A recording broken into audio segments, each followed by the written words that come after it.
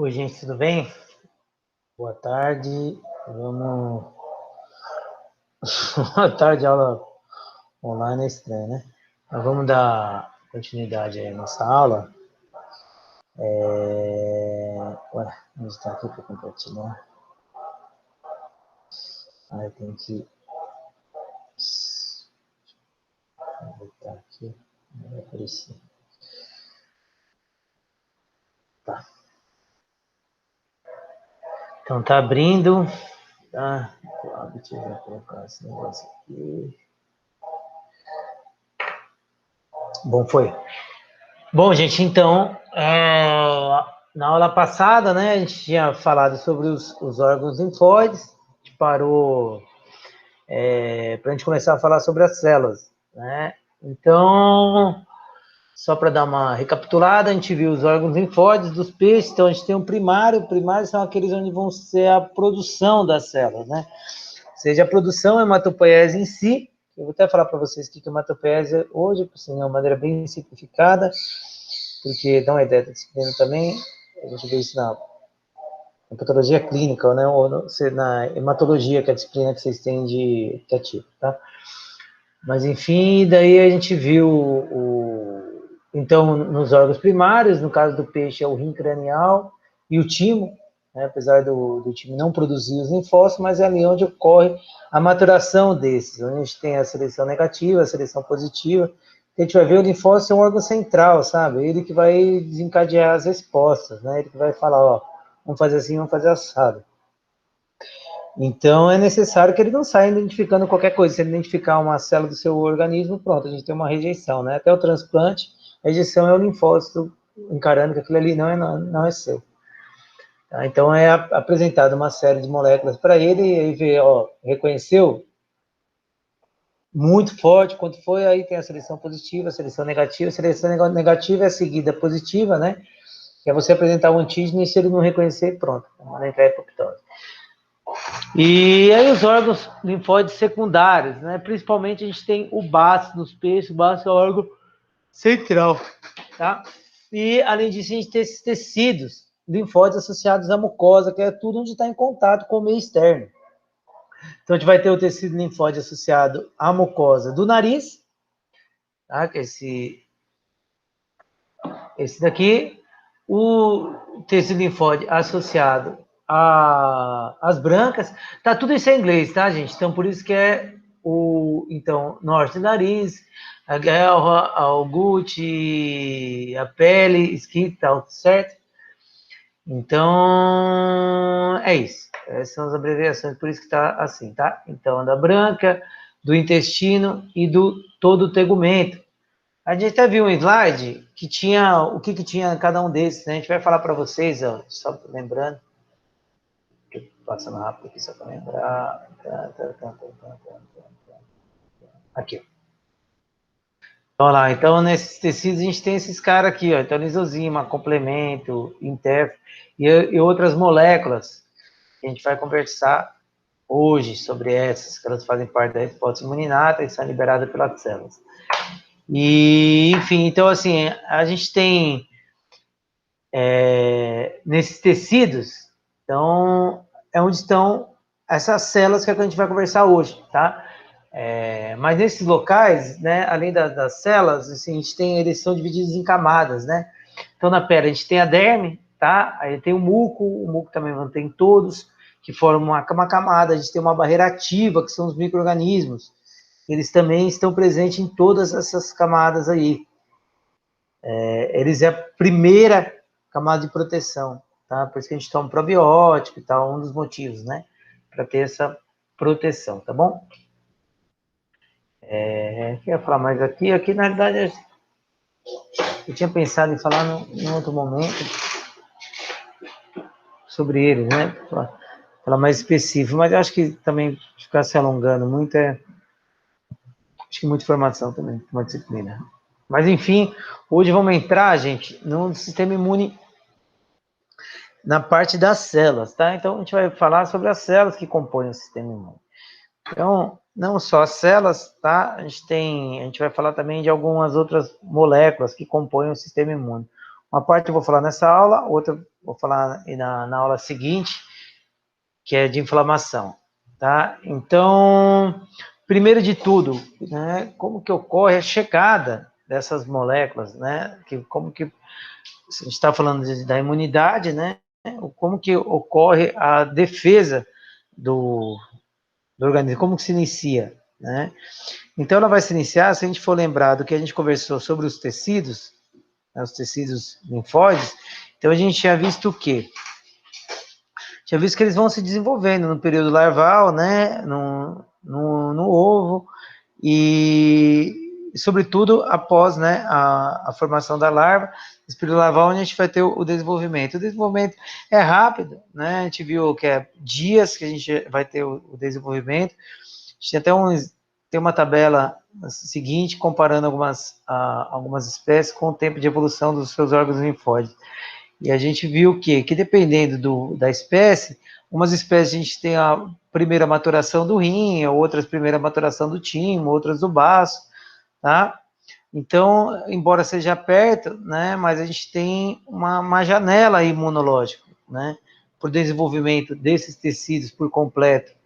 E durante esse período, essa janela imunológica, esse momento onde a gente está sem imunidade, quem que faz a imunidade das larvas? Porque lembra, assim, ela está no meio ambiente, né? Seja no ar ou seja na água, o indivíduo está em contato com os micro-organismos que estão presentes em todos os ambientes. Então, quem que vai fazer essa imunidade? A defesa, né, das larvas, elas vão ocorrer a mesma coisa que ocorre com filhote, com recém-nascido, com um bebê, né, de ser humano e filhote de animais. A imunidade ela é proveniente da mãe, tá? Então, a mãe ela vai transferir a imunidade para a prole, tá? Então, a imunidade materna, certo? No caso dos peixes, então, essa imunidade ela vai ser transferida para o ovo e, consequentemente, para a larva. Aqui a gente tem algumas moléculas que são transferidas, a gente vai falar daqui a pouco de cada uma delas, mas então, de maneira geral, a gente tem as imunoglobulinas, sobretudo a IgM no peixe, tá? As lectinas são carboidratos que eles servem para identificação, a gente vai comentar um pouquinho de cada um desses. A lisozima, as moléculas do sistema complemento, as proteínas derivadas do ovo, tá? Então, todos esses eles são transferidos da mãe para a prole, tá? Perdão, gente. Até que ocorra o quê? O desenvolvimento do sistema imune do animal. Claro que o desenvolvimento ele vai ocorrendo durante todo o processo, né? Quando ocorre a formação dos órgãos, a gente vai tendo a formação do sistema imune, dos tecidos, né? E a hematopoiese, que é a formação das células. Mas, claro, nesse período, lembra, a gente viu, demora um tempo, uns dias, para que ocorra a maturação, para que o sistema imune esteja apto, tá? É por isso que, então, enfim, antes dele estar apto, né, a gente precisa ter uma imunidade para garantir a defesa desses.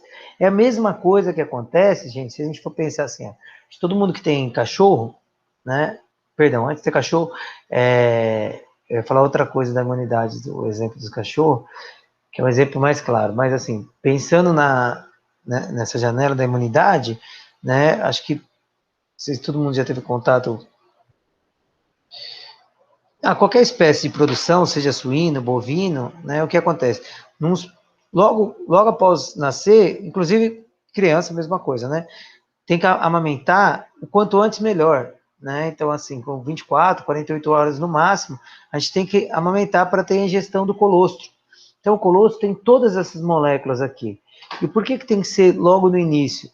Porque no início, a mesma coisa que ocorre com o peixe, com a larva, né, que os órgãos estão se formando, num mamífero também. Então, o intestino ele ainda não tem todas lá nos seus enterócitos, que são as células que recobrem as virilidades intestinal, não ocorreu ainda a formação das junções, tá? Então, elas não estão tão completas. E aí, com isso, a gente tem as lacunas, que é onde vai passar as macromoléculas. Porque a gente pensar numa lisozima é uma macromolécula, o anticorpo é uma macromolécula. Macromolécula é uma molécula grande, tá? Então, e ela tem que ser absorvida sem ser quebrada. Então, ela precisa passar entre essas células. Por isso que quanto antes ocorrer a amamentação, melhor, tá? para que ter, claro que a transferência da imunidade já vai ocorrendo na placenta, mas ocorre também via o colostro. No caso dos peixes, como é claro, a gente não tem a amamentação, né, o desenvolvimento, sobretudo os ovíparos, né, onde o ovo é liberado por meio externo, então ocorre a passagem de todas essas moléculas durante a formação do ovo, tá bom?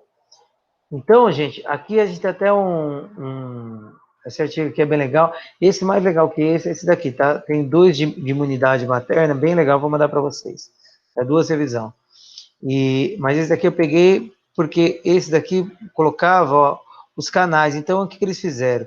Eles fizeram aqui com essa espécie de peixe, para a verdade, nem sei qual que é essa espécie, teleóceo, nome popular, não lembro o nome dele. Mas, enfim, e eles fizeram, isso daqui é a microscopia eletrônica, tá? Então, que a gente tem um aumento muito grande. Então, eles pegaram uma molécula que é uma molécula que, assim, na microscopia, ela tem um corpo denso. Denso é essa parte preta, tá? Então, eles fizeram com cristais, com ouro, tá? E aí, então, eles observaram a passagem, né, pro ovo durante a vitalogênese das macromoléculas. Então, olha aqui passando. Então, passa por esses canais até atingir o ovo, tá? E daí, em seguida, eles ainda, além deles observarem isso, eles coletaram, né, os ovos em diferentes períodos. Eles observaram, era aqui, ó. Isso daqui é uma técnica que é o Western blot. O Western blot é uma imunistoquímica de um gel de eletroforese. Então, você corre um gel, né? O gel é assim, você extrai o DNA, e aí, como o DNA tem carga, né? Você coloca num aparelho que ele vai do polo negativo positivo. Aí ele vai correr, tá? E aí, vai de acordo com o tamanho, né? Ele vai parando. Então, aí ele identificou, olha aqui, ó. Quando tem a banda, é porque houve amplificação. Então, olha aqui, depois eu posso até dar uma... Eu acho que vocês tiveram aula de PCR, né? Mas como se fosse um PCR, e a gente pega o produto do PCR, o gel, e coloca um anticorpo.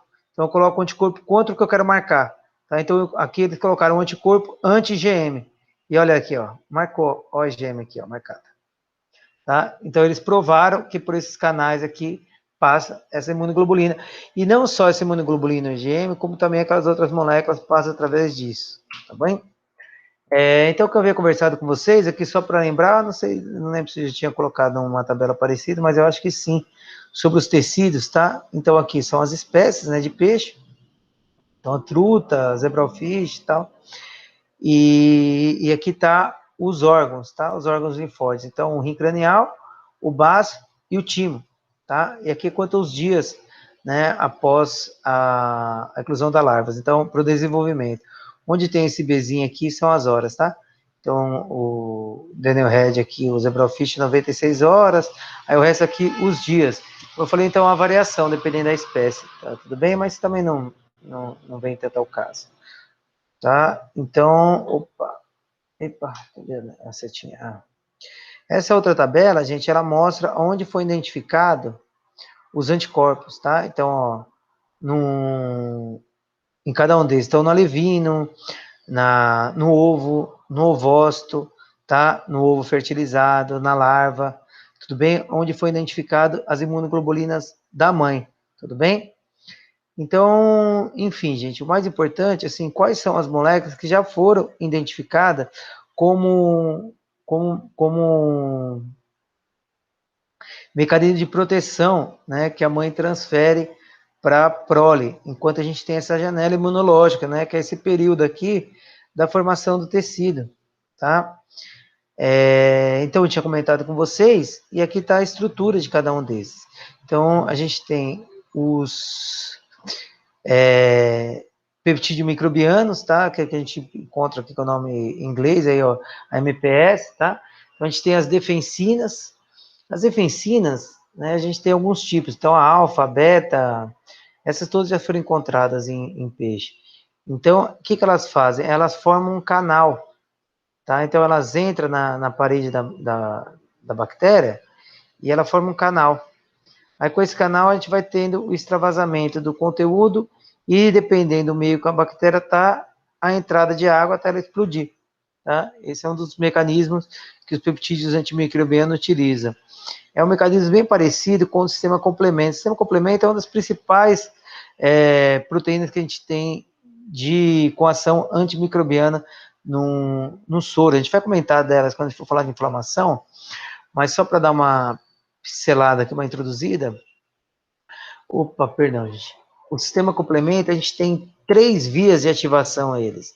Então, a gente tem a via alternativa, que é aquela lá que tem um fragmento do complemento andando, circulando na corrente sanguínea, ele encontra uma bactéria, ele vai se ativar, tá? Aí vai ter ativação até ativar esse C3, guarda isso.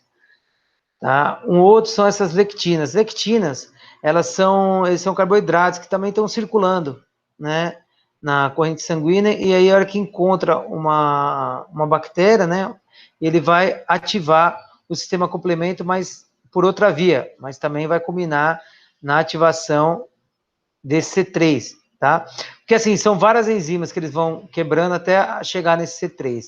Né? Então, essa na via clássica, a gente começa pelo CK1, papapá, até o C3, e na via da lectina, a gente começa por essa proteína aqui, até ele vai ativar. Então, a gente vai ter os MASPs, né? MASP1, MASP2, tal, até ativar o C3.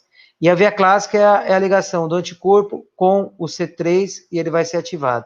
Todos esses, quando ativados, além de liberar moléculas que vão intensificar a resposta imune, para a gente aqui, onde a gente quer, o principal que a gente tem que saber agora é esse MAC, que é esse complexo de ataque à membrana. Então, esse complexo de ataque à membrana, assim, são várias proteínas que é um efeito cascata, né? Então, ele vai ativando e aí vai ser ativando em sequências. E até a gente chegar no MAC, que é esse complexo de ataque à membrana, que são várias proteínas que vão formando um poro. Então, uma se liga aqui, outra aqui, outra aqui, outra aqui, outra aqui, outra aqui, e forma um poro na membrana. Diferente da defensina, tá? O complemento, ele forma um poro bem maior. Quando for de inflamação, vocês vão ver. Ele forma vários poros, inclusive. Aí a água entra e ele estoura, tá? A lisozima, ela também tem um efeito antimicrobiano, mas ela age um pouco diferente desses dois. Ela não vai formar o poro, mas ela vai quebrar a parede peptídeo-glicana. Peptídeo-glicana está na superfície das bactérias, tá? Seja da positiva, da negativa ou das bactérias ao qual resistente, tá? Mas, então, peptídeo-glicana é isso daqui, gente. Então, são polímeros de disacarídeo, né, de açúcar, ligado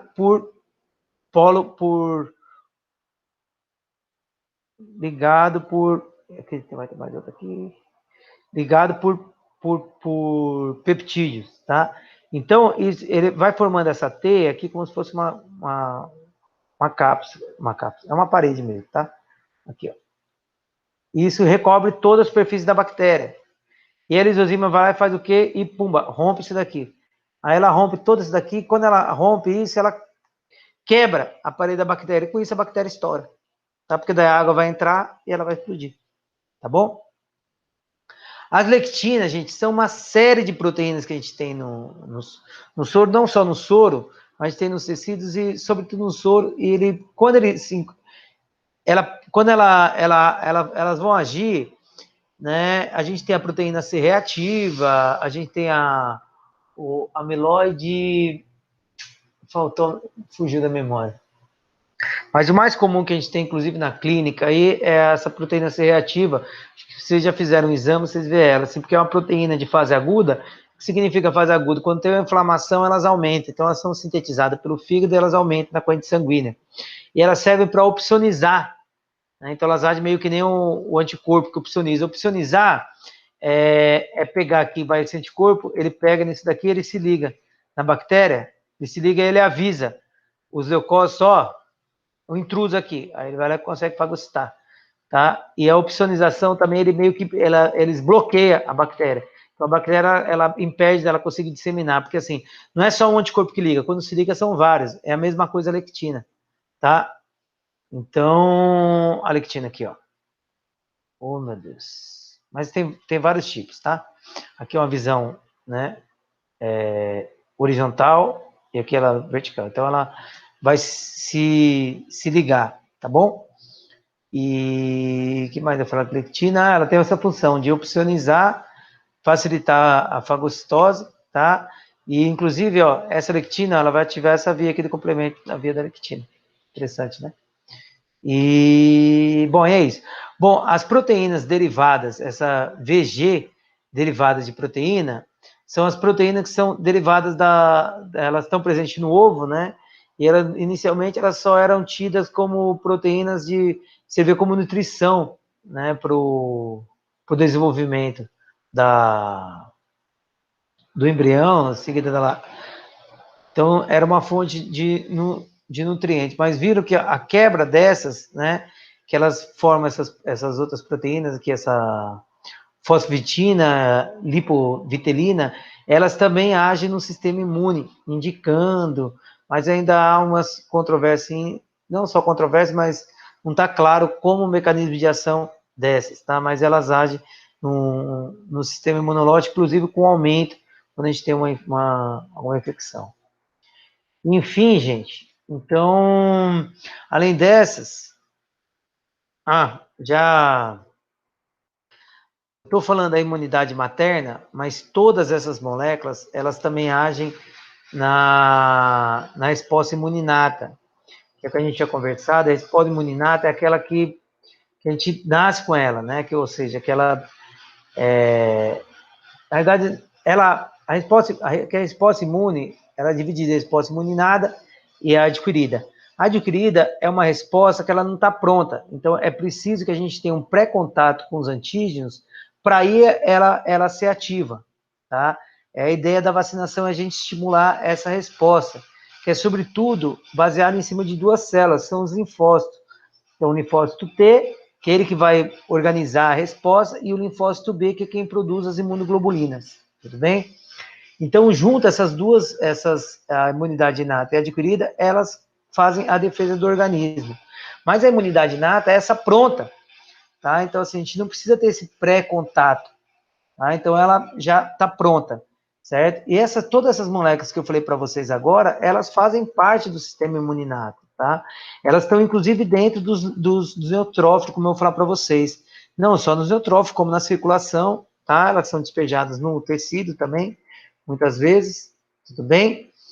Então, tá. Então, além dessas moléculas que são transferidas pela imunidade, tá? Que fazem parte da imunidade inata, eu deveria ter colocado no slide dando uma organizada, mas perdão, gente. Então, a imunidade inata, a gente também tem algumas outras moléculas, né? Alguns outros peptídeos antimicrobianos que eles não estão, né? Não são transferidos pela mãe, mas que eu coloquei aqui para já puxar o gancho para a gente já falar de todos esses peptídeos antimicrobianos aí. Então, aqui eu coloquei esses 4 peptídeos antimicrobianos. Então, é a defensina, né? As defensinas, como eu falei para vocês, ó, olha aqui, ó, a lupa aqui. Então, como eu falei para vocês, ó, ela está presente na brânquia, na pele, dá para ver essa mãozinha aqui? Tá. Então, na pele, nas gônadas, no intestino, no rim, no baço, no timo, no sangue, na cavidade peritoneal, olha o tanto que tá. Tá? Então, elas estão presentes, a gente vai ver que, inclusive, elas estão presentes dentro dos grânulos, dos leucócitos, tá? Por isso que no sangue elas não estão em grande quantidade, porque elas estão dentro dos glóbulos brancos, que são os leucócitos, tudo bem? Então, opa, como que eu saio daqui? Olha aqui uma atividade desse poro, olha ela rompendo. Isso aqui é o víbrio, tá? Então, a bactéria, ó, olha ela rompendo o víbrio, tá? Do tratado. Além dela, a gente tem um outro peptídeo antimicrobiano, né? Que a gente resume todos eles como esse AMPS, é a NK-lisina. A NK-lisina, gente, ela também causa essa lise na parede da bactéria. Olha quando a gente trata aqui, ó. Então, aqui é uma bactéria, ó. Esse A é o sem tratamento e o B é o com tratamento. Olha aqui como esse branco, tá vendo que extravasou os conteúdos? Então ela forma pequenos poros e a bactéria perde o conteúdo dela. Interessante, né? A epsidina, né, que está em inglês, né, ela também é um peptídeo antimicrobiano, mas ela tem uma ação interessante. A ação dela ela não causa essa lise direta, mas ela dificulta o metabolismo dos micro-organismos. Como que faz isso? O ferro é extremamente essencial, né, seja como cofator, para o metabolismo da bactéria. Então, ele é fundamental para ativação das enzimas, né? Então, se não tiver o ferro, o metabolismo da célula da bactéria diminui e, consequentemente, ela vai se replicar menos, vai ser menor a infecção. Mais fácil para os leucócitos conseguir fagocitar, porque tem menos bactéria, certo? Então, essa proteína, ela vai lá, ela age no intestino, ela reduz ela induz uma menor absorção do ferro, e além disso, também ela se liga nas vias do ferro, impedindo a estocagem desse, tá? Então, a gente impede a quantidade do ferro disponível, tá? Essa outra proteína, que é uma... Eu não achei o nome em português, tá? Por isso que está aqui em inglês, que é uma... A tradução livre seria, né? Então, uma proteína de macrófagos, uma proteína natural de macrófagos associado à resistência. É essa proteína aqui. O que ela vai fazer? Ela também faz parecida com essa, só que, entretanto, ela vai agir intracelular. O que é isso? É dentro da célula. Intra é dentro e extra é fora da célula. Então, alguns micro-organismos, né, os macrófagos, a gente vai ver que eles são os principais responsáveis pela fagocitose. Então, ele é um leucócito, tá? Então, ele vai lá e fagocita a bactéria e digere ela, tá? E algumas bactérias, elas conseguem, não só bactérias, como alguns fungos, conseguem viver dentro do macrófago sem ser digerido. Inclusive, eu uso o macrófago, porque o macrófago circula em tudo quanto é lugar, né? Está no sangue, está na linfa, está no tecido, e a gente até vai ver a diferença do nome de cada um desses. Enfim, e aí ele usa para ser distribuído. E aí, claro, para dificultar essa proliferação, os macrófagos têm essas proteínas que sequestram o ferro e, consequentemente, acontece o que acontece nessa daqui. A gente tem o quê? Uma redução do metabolismo da bactéria. Tudo bem? Então, todas essas moléculas, elas fazem parte da imunidade inata, seja transferida pela mãe, ou seja, aquelas que já são sintetizadas depois de formado, né? Depois dos leucócitos, depois da formação do sistema imune, tá? E, claro, depois da formação do sistema imune, a gente tem a utilização, né, dessas moléculas, mas já aquelas sintetizadas pelo próprio indivíduo, tudo bem? Agora eu lembrei o que eu ia falar no negócio do cachorro, tá? O porquê, para vocês entenderem o porquê que a gente não vacina o animal 30 dias antes. Você pega o cachorrinho, não tem 30 dias ou 45 dias para tomar a primeira dose da vacina? É justamente porque, para a gente não consumir a imunidade da mãe, né? Porque se a gente joga um antígeno lá, porque a vacina é isso, né? A gente vai ter o consumo de anticorpo, desses peptídeos, né? Então, claro, a mãe, ela manda uma quantidade X, se ele, com o tempo vai gastando, vai reduzindo, né? Então, a gente vai ter uma redução da imunidade. Então, se eu coloco mais um antígeno lá, pronto, aí eu reduzo mais ainda a imunidade. E outra, que eu estaria jogando fora a vacina, porque os órgãos linfógenos não estão totalmente desenvolvidos. Tudo bem? Então, tá. Beleza? Continuando a imunidade inata. A imunidade inata, gente, apesar da gente ter, né, a imunidade inata, ela não precisa do reconhecimento prévio, tal. Apesar disso, a imunidade inata, ela tem a sua seletividade, né? Ela não vai se ligar a tudo, tá? Mesmo no micro-organismo, ela tem porções específicas do micro-organismo que ela vai reconhecer. Ela não sai ligando em tudo. Quais são essas porções específicas dos micro-organismos? São regiões que são conservadas. O que significa conservado? Que o micro-organismo, que ele depende dessas moléculas e que elas não sofram mutação. Porque se sofresse a mutação e a gente reconhecer só aquela região e ocorresse uma mutação, pronto, aí o sistema imune já não ia mais reconhecer. Então, ele reconhece partículas específicas. Olha aqui, ó, vocês lembraram da micro? Então, a flagelina, que é o constituinte do flagelo, tá? Aquele peptídeo que são constituintes do flagelo. Além disso, ó, lipopolissacarídeos, não, o LPS, tá? O ácido teicoico das bactérias gram-positivas. Então, são essas estruturas, né? Não só essas como outras, são específicas, que daí ele vai se ligar. Tá? E a gente chama o nome dessas regiões específicas de PAMPs. Então, os PAMPs são o quê? Padrões moleculares associados ao patógeno. No inglês tem esses nomes bem sugestivos, né? Então, são o quê? São aqueles padrões conservados que ele vai se reconhecer. Então, são os PAMPs, que são os padrões moleculares associados ao patógeno. Tudo bem? Que são esses que eu falei para você, ó, LPS, flagelina, ácido teicoico gram-positiva, tá? E né, tá? Então, são esses padrões que eles vão reconhecer. E quem que reconhece esses padrões? Esses padrões eles são reconhecidos por esses caras aqui, ó. Não só isso, como a gente tem outros, que tem uma tabela aqui depois. Eles vão ser reconhecidos por quem? Por receptores. Então, são os receptores de reconhecimento padrão, PRS. Tá? Então, a gente tem diversos receptores que vão reconhecer esses padrões moleculares associados aos patógenos. Tá? Então, esses receptores a gente chama de receptores de reconhecimento padrão. Então, os receptores de reconhecimento padrão, o PRRS, eles vão reconhecer os padrões moleculares associados aos patógenos, que são os PAMPs. Tá? E esses padrões, gente, eles são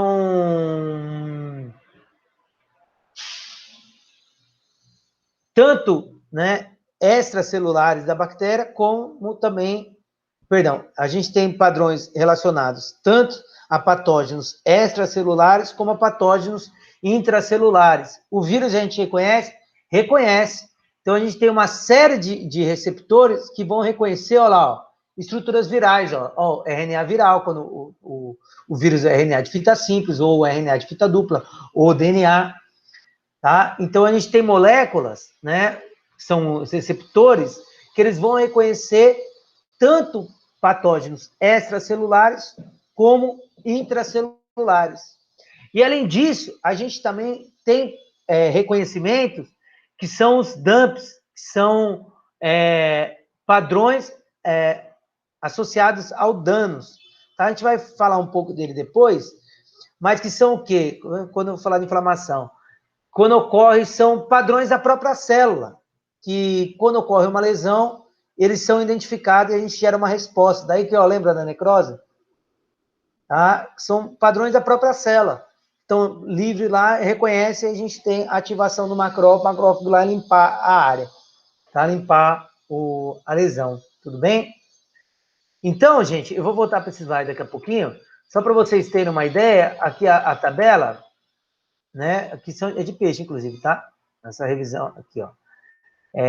Então, a gente tem os que estão ligados à membrana, né?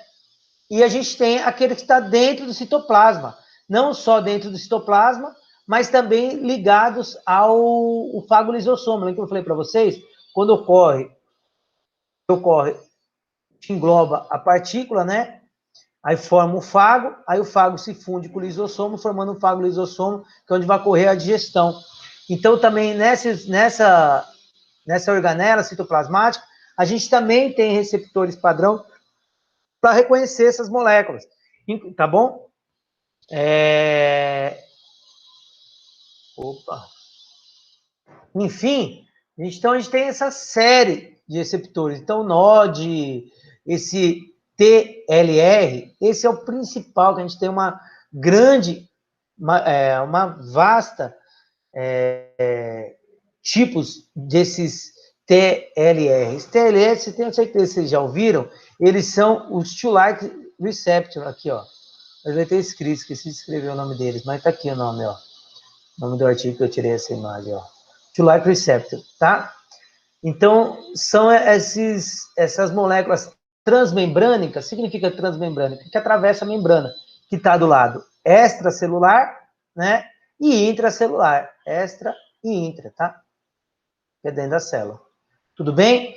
Então, o que esses receptores vão fazer? Então, eles reconhecem esses padrões, né? Esses pumps, e eles vão desencadear uma série de alterações, uma série de vias metabólicas dentro da célula, para falar para a célula o que ela vai fazer.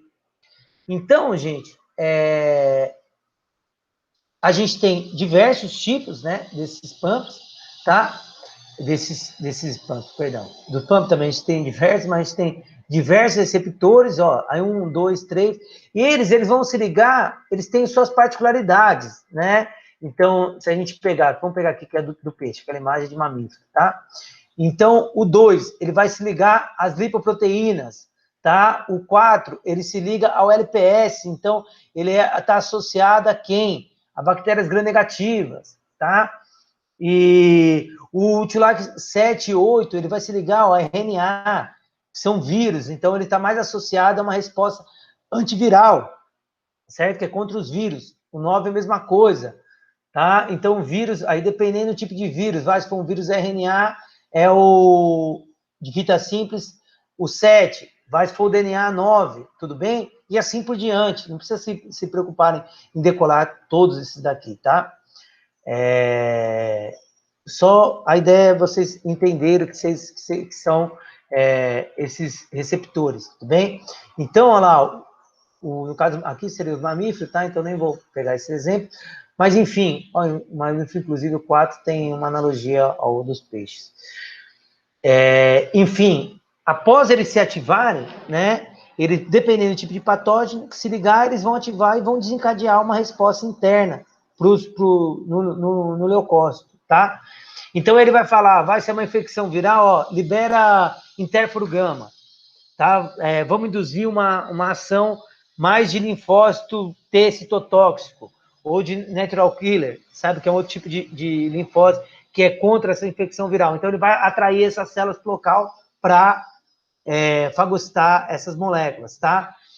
Vai ser uma bactéria gram-negativa, vai então, liga no LPS, aí ele vai desencadear uma série de sinal que no fim vai produzir moléculas para chamar neutrófilo, tá?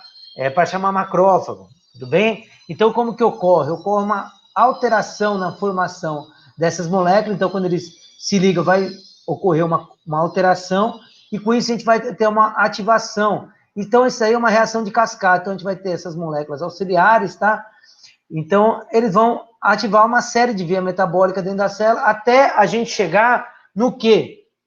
Até a gente chegar nesses fatores de transcrição que estão aqui, ó, o kappa beta, o CREB, o AP1, tá? E aí, dependendo o tipo de ligação, o tipo do receptor que chegou aqui, o kappa beta vai induzir tal citocina, dependendo tal. Então, pode ser uma interleucina 1, o fator de necrose tumoral, o TNF, se for esse 4 aqui, se for um vírus interfero, ou dependendo o tipo, né, chega uma sinalização, a gente vai ter uma resposta anti-inflamatória, e enfim, e aí esses fatores de transcrição, que ele tem um domínio citoplasmático e um domínio lá dentro do núcleo, eles vão fazer o que com o DNA? Eles vão abrir e falar para o DNA, ó, produz um RNA que é um RNA mensageiro responsável por essa interleucina. Aí ela vai lá no ribossomo, vai ter a produção e até a liberação, tá? Não sei se eu compliquei, mas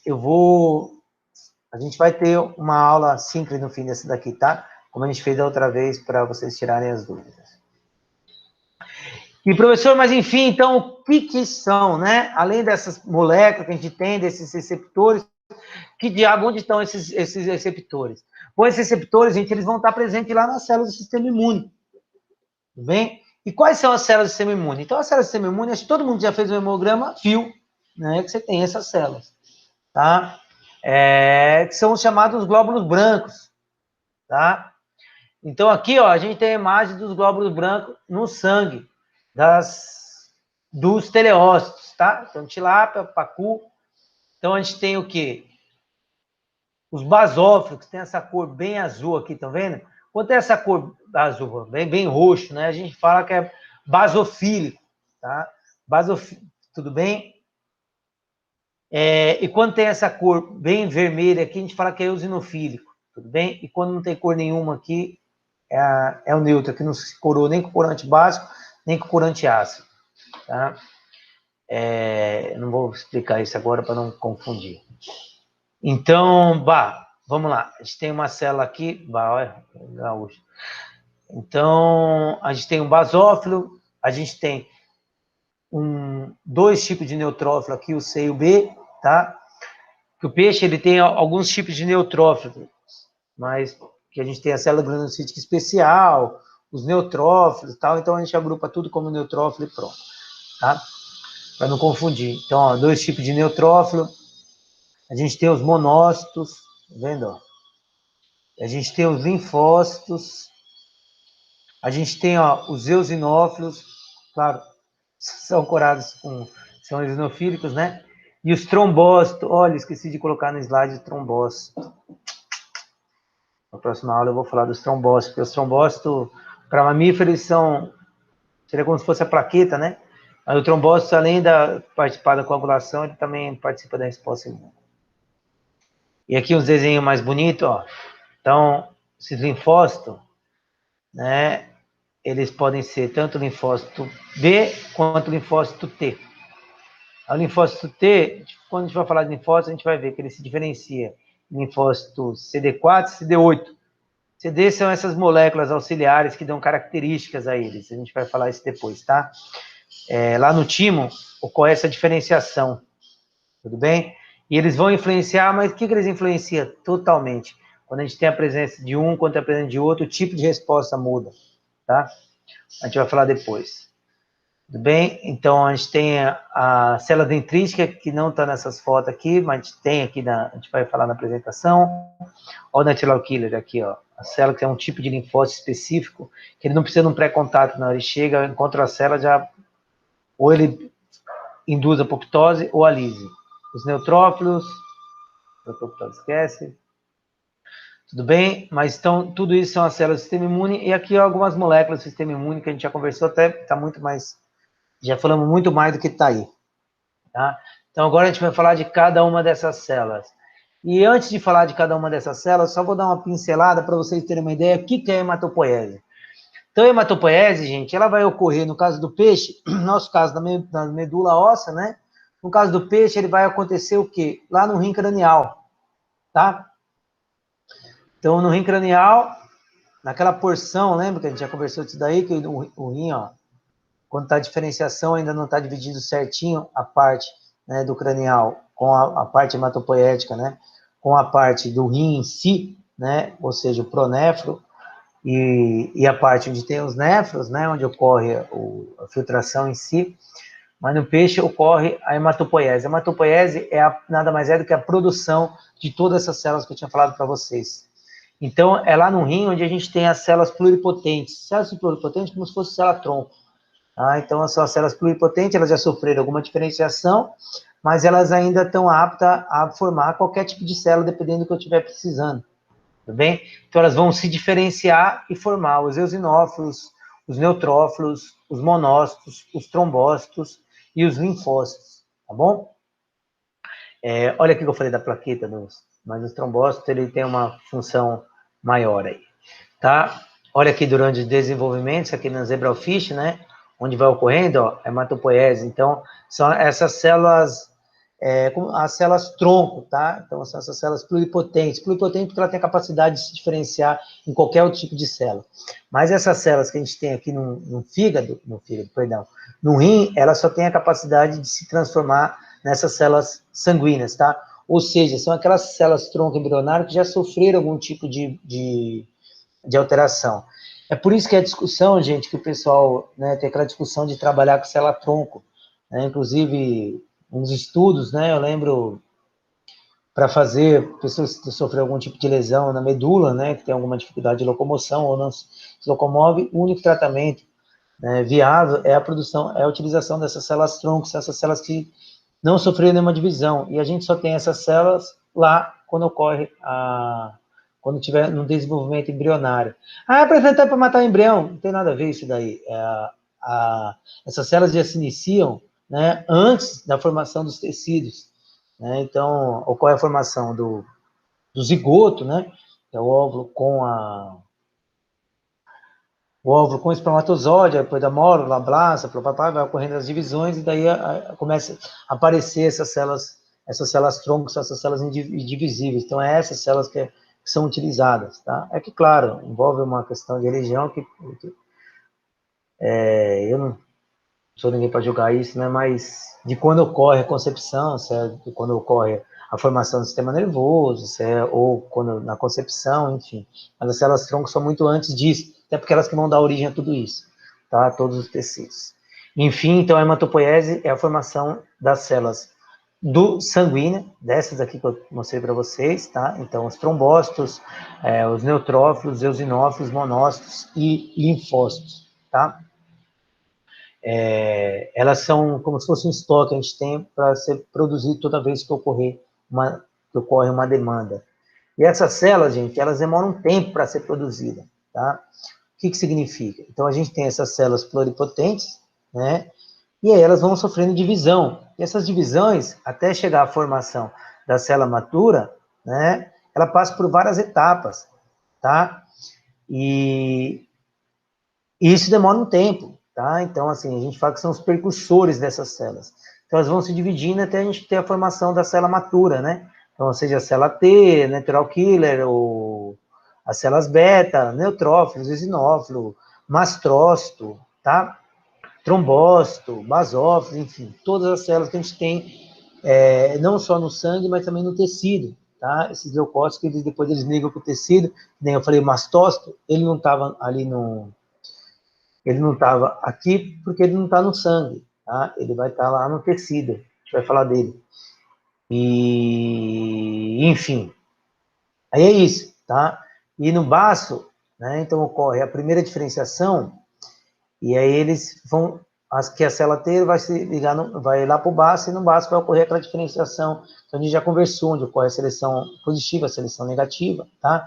Onde a gente vai ter a formação dessas células T, tudo bem? No baço não, perdão, no timo, perdão, timo, tá? Então, gente, mas basicamente, essas células vão se dividir em dois tipos de célula, tá? Essas células multipotentes, né, elas vão se dividir nas células mieloides e as células linfóides. Como o próprio nome diz, as células linfóides, elas vão dar origem ao quê? Aos linfócitos, tá? Então, o linfócito T, o linfócito, o natural killer lá, o linfócito B e o linfócito T, tudo bem?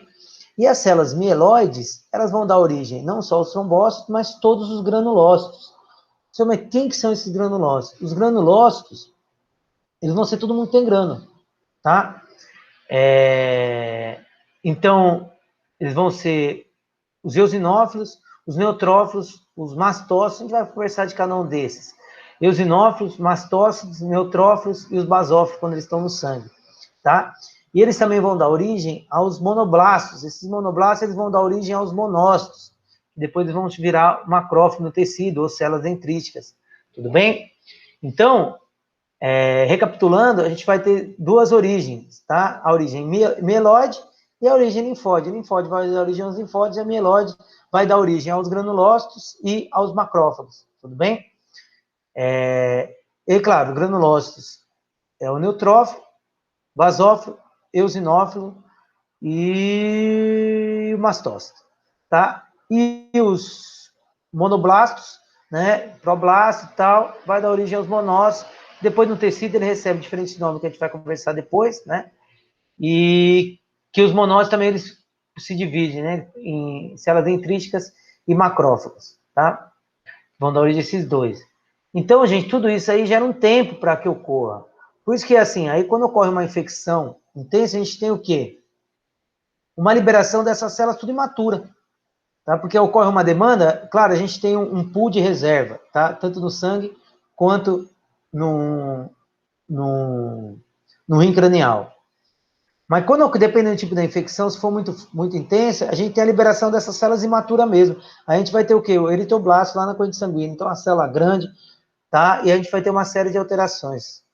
né? Mas não é a ideia da aula agora.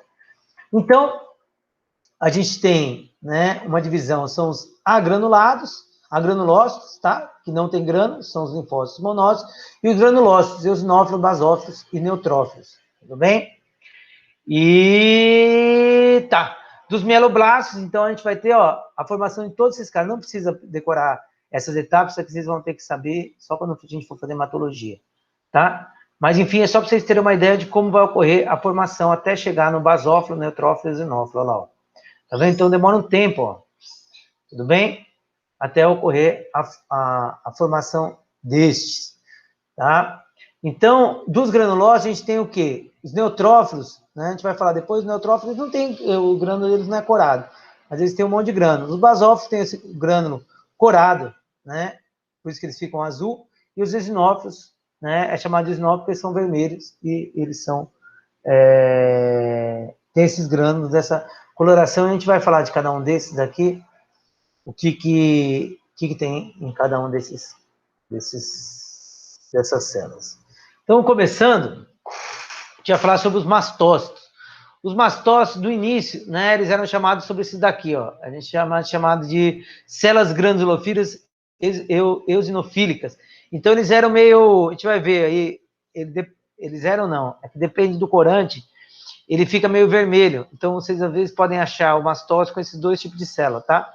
Esse MS que é mastocel, tá?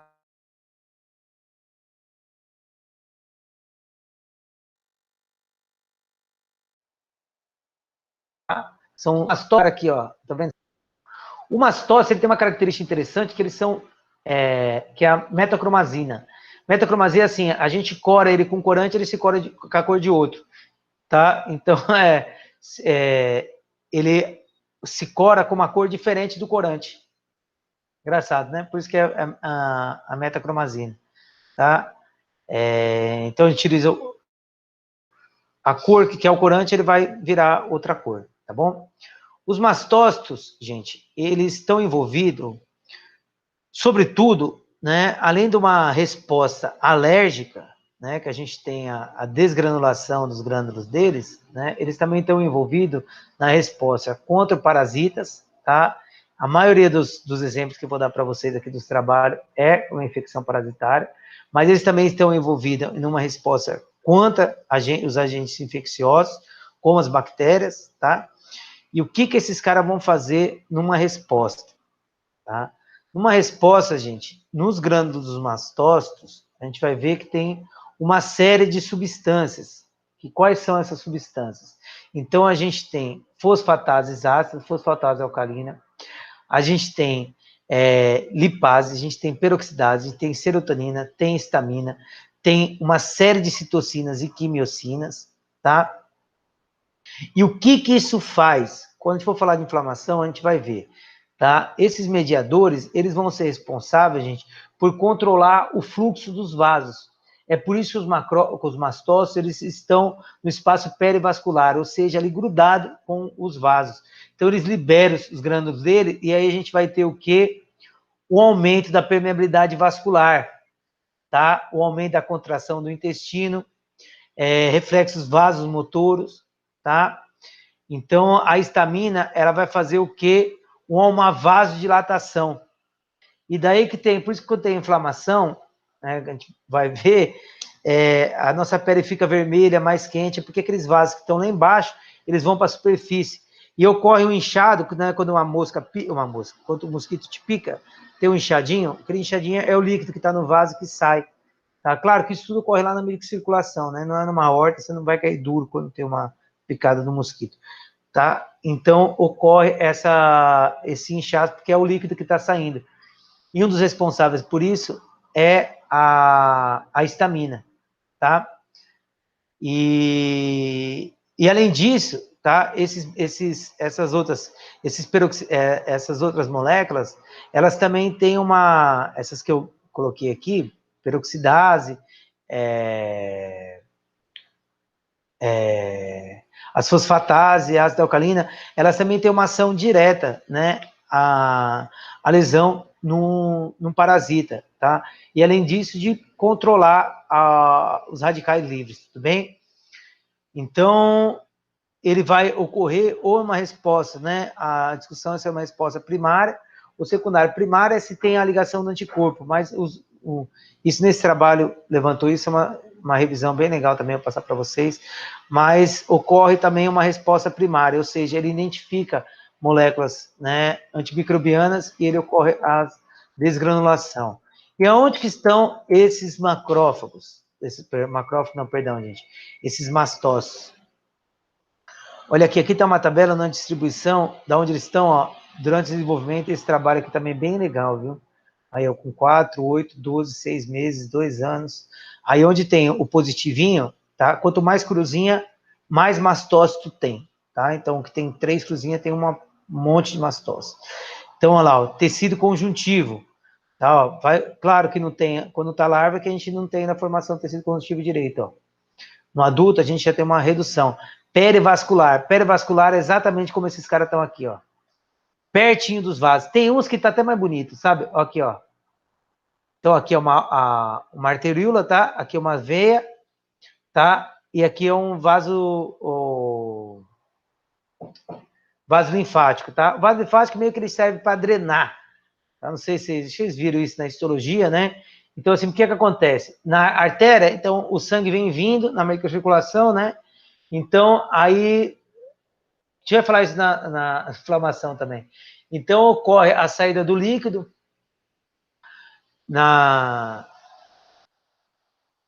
pelos capilares, tá? E daí, quando ocorre a saída do líquido, a gente tem uma diminuição da pressão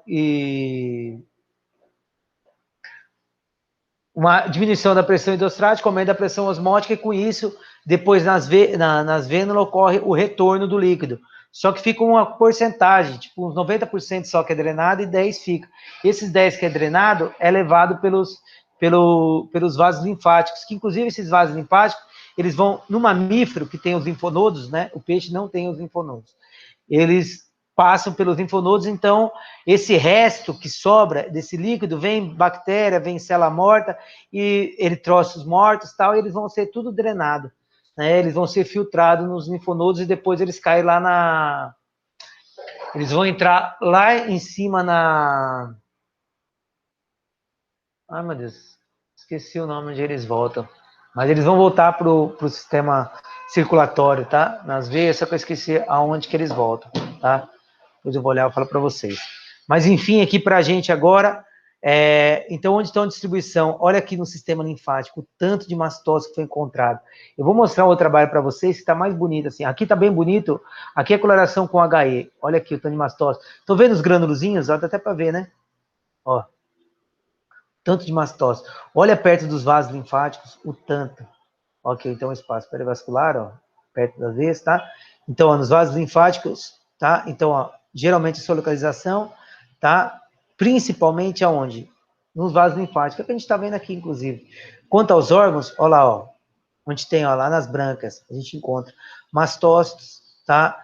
No esôfago, também a gente encontra uma quantidade menor, tá? Espécie perto porque aqui é no sistema circulatório, que é onde vai cair depois os vasos linfáticos. Olha o tanto que tem. Olha no estômago, tá? Olha a grande quantidade aqui no intestino. O intestino tem uma grande quantidade. Com parasita, até é engraçado, assim, é interessante.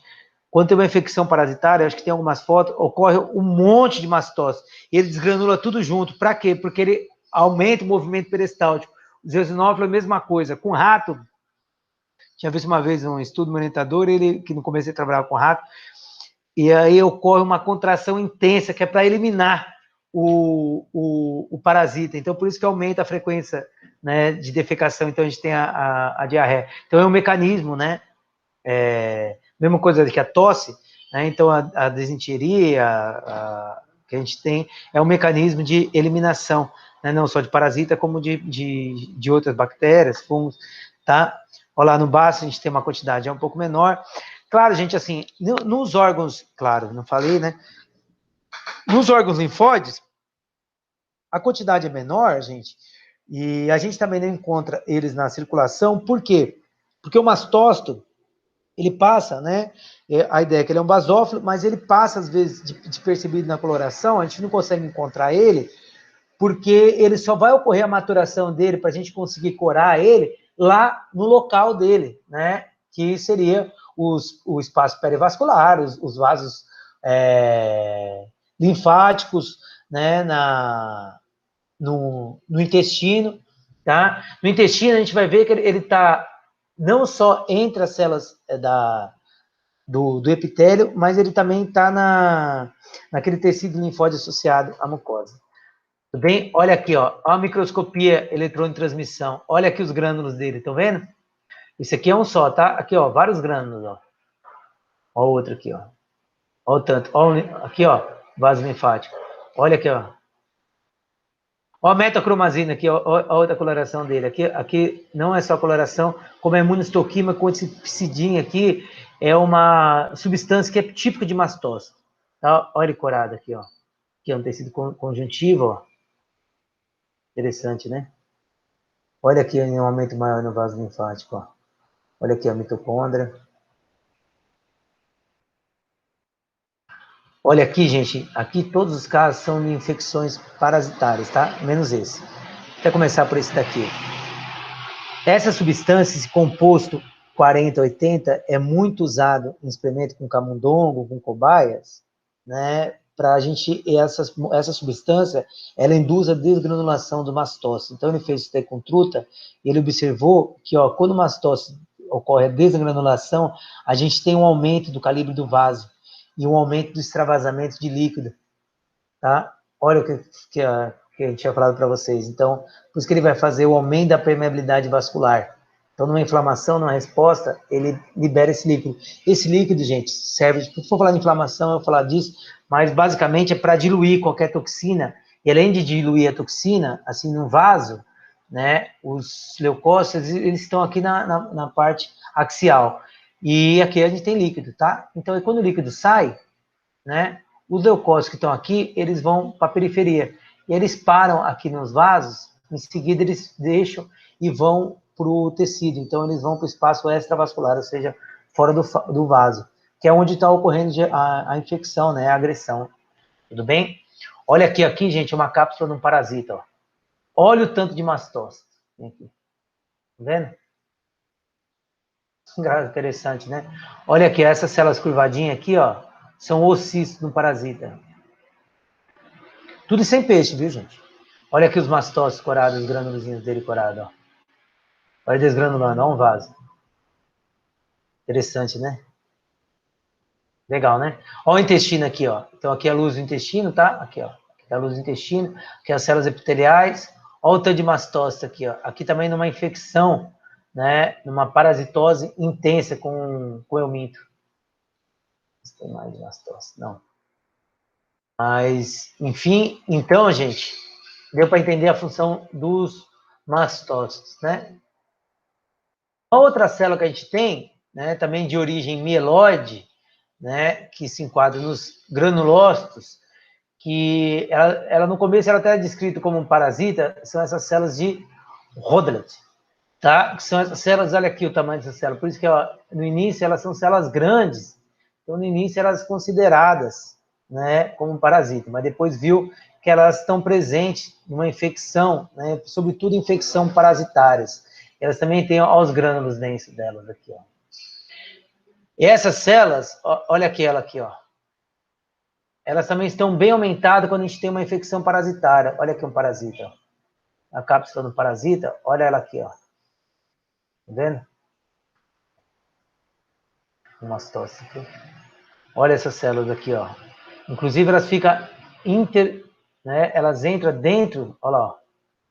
Elas vão entrar dentro. Elas vão entre o endotélio, porque aqui, ó, aqui tá o epitélio, tá? Elas aqui, ó. Elas vão. Aqui é uma infecção intensa de parasita, tá? Aqui é um parasita e aqui, ó, de trematóide. Então, gente, elas vão participar, né? Elas estão presentes em um monte de espécies, elas possuem esses grânulos e o que se identificou até agora é que elas fazem um controle do pH. E, além disso, elas têm aquelas substâncias antimicrobianas que a gente conversou no começo, tá? E elas, além de ser responsáveis pelo controle do pH, elas também controlam o transporte de água. E para que isso é importante? Ué, quando você tem uma desinteria, né? Quando você tem um desconforto ali, que se aumenta a frequência, a gente tem o quê? Não tem um monte de líquido, as fezes não estão muito diluídas. Olha aí, ó. Claro que não é só por causa disso, gente, pelo amor de Deus. Tá? Mas, assim, uma das ideias que se levantou é que ele consiga regular isso, tá? Através de moléculas que ele libera. E essa célula aqui é mais nova, tá? Então não tem tanta informação, mas que estima-se que ela vai conseguir regular dessa maneira, tá bom? Outra célula que a gente tem, né, que também possui os grânulos, né, então, um granulócito, também de origem mieloide, são os eosinófilos. Então, os eosinófilos, gente, eles são tidos como um sentinela dos parasitas, tá? E eles também estão envolvidos na resposta alérgica. Eu não estou falando de resposta alérgica aqui, porque peixe, né, a gente, se tem, a gente não sabe, né? E os eosinófilos, então, eles estão presentes quando tem uma infecção parasitária, mas não só parasitária, como a gente vai ver nesse trabalho aqui, já vou falar quando tem algumas outras, quando tem uma inflamação de maneira geral, eles estão aumentados. Isso, gente, ó, tanto os eosinófilos no sangue é a coisa mais difícil de achar. Infecção bacteriana, tilápia, pacu, tambaqui, é muito difícil a gente achar eosinófilo. Muito, muito difícil mesmo, tá? São muito poucos e geralmente eles não são nem computados, porque a gente acha em poucos, assim, geralmente trabalha como, a gente tem repetição, né? Então, você tem lá um N de 10, 20, e às vezes aparece uma ou outro animal e também muito pouca célula, então acaba, muitas vezes não são contados, tá? Mas infecção parasitária, vocês vão ver que ele está bem ativo aqui. Então, dentro dos seus grânulos, eles têm as peroxidases, tá? Eles têm proteases, eles têm grânulos eosinofílicos básicos, proteínas catiônicas, tá? Que elas são tudo substâncias tóxicas para o parasita e para a célula, inclusive para a célula do hospedeiro. E, além disso, ele se liga na heparina. E o que tudo isso faz? Então, bom, protease, eles vão romper as proteínas, tá? Peroxidase, eles controlam os peróxidos que são produzidos, tá? Ou seja, os radicais livres, tá? Esses grânulos, né, essas proteínas catiônicas, elas são aquelas proteínas, elas estão envolvidas em formar aqueles canaizinhos, né, aqueles canais na parede da bactéria, não só da bactéria, quanto dos parasitas, tá? E ele se liga na heparina, ele se ligando na heparina, eles vão dificultar a coagulação. E, além disso, né, há trabalhos que têm espécies ativas de oxigênio e RNase, no eosinófilo. Então, o que significa? Que ele rompe RNA, tá? Então, tudo isso, eles liberam, e claro que isso vai, né, causar uma lesão num parasita, tá? E, claro, a presença dos eosinófilos, eles são bem marcadas, tá? Aqui tem esse trabalho eu coloquei aqui, achei bem legal, que é, assim, em altas temperaturas, a gente tem o aumento da quantidade. Alta 12, porque a gente está falando de salmão, tá? Então, ocorre a proliferação não só de eosinófilos, como também, olha lá, ó, das células aí, ó, de Goblet, aqui, ó, tá? Mas, ó, a quantidade de eosinófilo. Então, quando a gente tem uma inflamação no intestino, né, seja por temperatura ou por agente irritante, a gente tem esse aumento. E tá até aqui, ó. Olha aqui os eosinófilos aqui, ó, corados com diferentes, ó.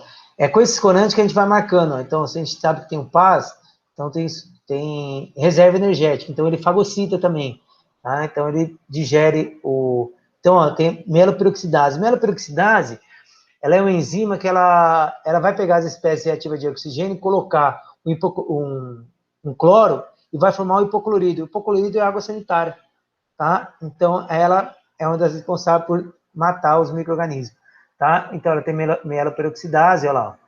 Tudo bem?